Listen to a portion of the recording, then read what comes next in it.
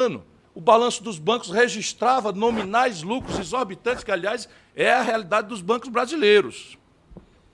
É a realidade dos bancos brasileiros. Eles estão registrando lucros contábeis.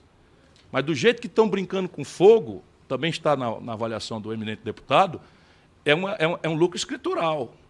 Porque, daqui a pouco, quem vai pagar isso? O setor público brasileiro está revelando limites. 80% do PIB de dívida pública nunca aconteceu no Brasil. Vai acontecer esse ano. Vai acontecer esse ano. 5,7 trilhões de valor nominal da dívida bruta brasileira. Agora, neste momento, vai a 6 este ano. Porque a Selic está a 2 e a dívida cresce 14. Qual é a explicação? A Selic a R$2, né, descontada da inflação. E a dívida cresce 14. Porque é um jogo fraudulento de pré-pós, informação privilegiada, telefonema falando de título ligado a câmbio, etc., etc., operação compromissada do Banco Central, que não existe em nenhum lugar do planeta Terra. E como é que se alcança essas aberrações se não for pela regulação? Sabe como é que se faz concorrência? Isso é que é mercado é concorrência. Sabe quantos bancos remanescem? Eu estou falando só o sistema americano. 5 mil bancos, eminente deputada Mariana, competem pelo consumidor de crédito nos Estados Unidos. 5 mil bancos. Depois de uma desregulação brutal, em que o meu Bay Bank virou Fleet, virou Banco de Boston, virou não sei o quê, virou de tantas fusões e incorporações, 5 mil bancos competem. Como é que um banco compete com outro? Reduzindo taxa de juros e tarifas. No Brasil não tem essa competição. Eles sentam, fazem um jantar e combinam a taxa de juros e as tarifas. E o brasileiro que engula. Por quê? Porque não tem regulação, porque não tem órgão controlador, que é o Banco Central, que está entregue para eles. Há anos, no caso brasileiro, não é de agora. Isso é a minha convicção neste assunto específico. Quanto à questão de subsídio ao crédito, nós precisamos entender o desdobramento prático, eminente deputado, da consequência desta denúncia. Porque o Brasil, no balanço de pagamentos de manufaturados, quando cresceu os pífios 2% médios, o Brasil apresentou, ainda no governo Dilma, um buraco na conta de manufaturado de 130 bilhões de dólares. Fácil de entender, o Brasil, que é o mais que se desindustrializa, cresce o consumo, nós não temos produção, importa. E ao importar 130 bilhões de dólares, como saldo entre o manufaturado, isso está se acabando, o Brasil está liquidando a manufatura, e aí fica uma conta para ser paga com o quê? Com agronegócio e mineração. O senhor acha que haveria algum agronegócio nesse país se alguém fosse produzir no campo pagando 42% de juros ao ano? Só se Vossa Excelência vive em Ipanema, no Rio de Janeiro, e não conhece nenhuma horta. Porque 42% de juros no campo simplesmente acaba o agronegócio em 12 meses. Essa é uma questão que é um trade-off. Também nem acho tão justo, mas é um trade-off. Então, nós não temos manufatura, porque abrimos mão de um projeto nacional. 80% da química fina vem do estrangeiro, todos os meios de diagnóstico médico, toda a eletroeletrônica, toda a gabinete eletrônica, toda a informática, 80% do carro montado no Brasil vem do estrangeiro, a parte rica do carro, tudo isso. E aí nós pagamos essa conta com preços ciclicamente altos de commodities. A commodity mais importante é agronegócio, mineração e petróleo.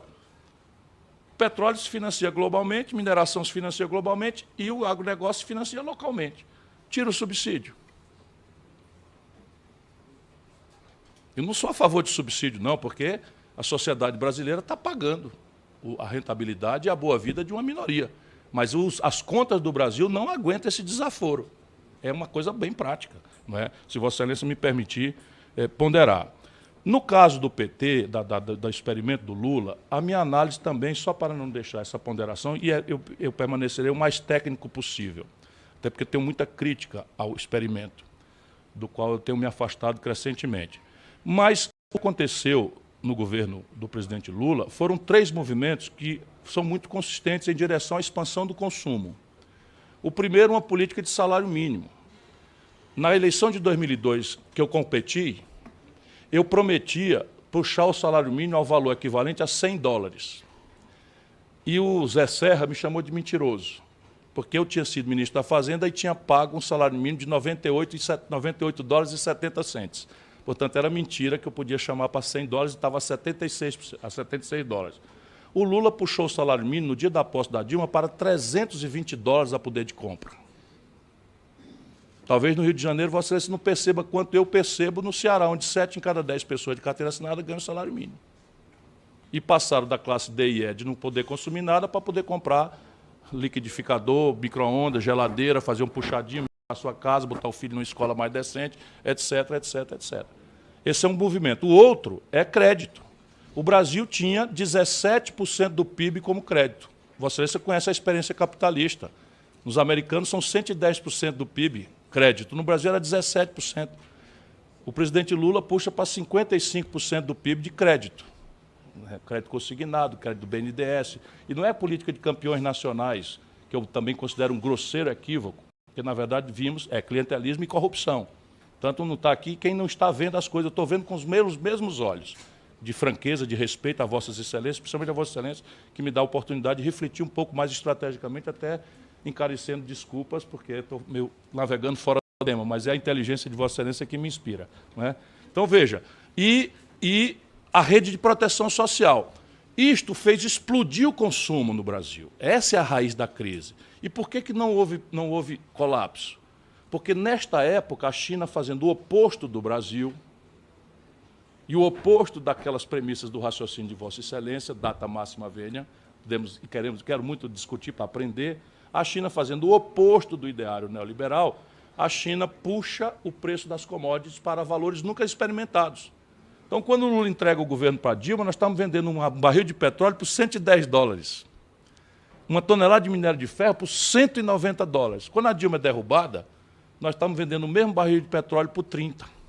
E a mesma tonelada de minério de ferro por 38. Eu estava trabalhando na CSN já, portanto, eu estava operando já este assunto imediatamente ali. E aí desfinancia-se o balanço de pagamentos do Brasil, desvaloriza o câmbio, o resto do filme a gente conhece. Se nós não substituirmos isso por uma coisa que compreenda que o mercado não é global. A única coisa globalizada do mercado é a informação de um padrão de consumo, ao qual o nosso povo quer ter acesso, não tendo renda para isso. Por quê? Porque a conta de juros, preço do dinheiro e personalidade do dinheiro não são globais. Nesse momento, o mundo experimenta um momento mais grave de juro negativo.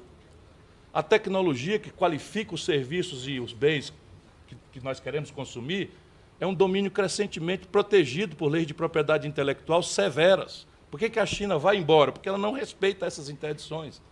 Ela faz mercado, não respeita essas regulações de propriedade intelectual. O Brasil tem uma das piores legislações, nós estamos pagando aqui royalties por patente vencida há 15 anos. Com judicialização, com maluquice, com o Instituto Nacional de Propriedade Intelectual sentando em cima de patentes nacionais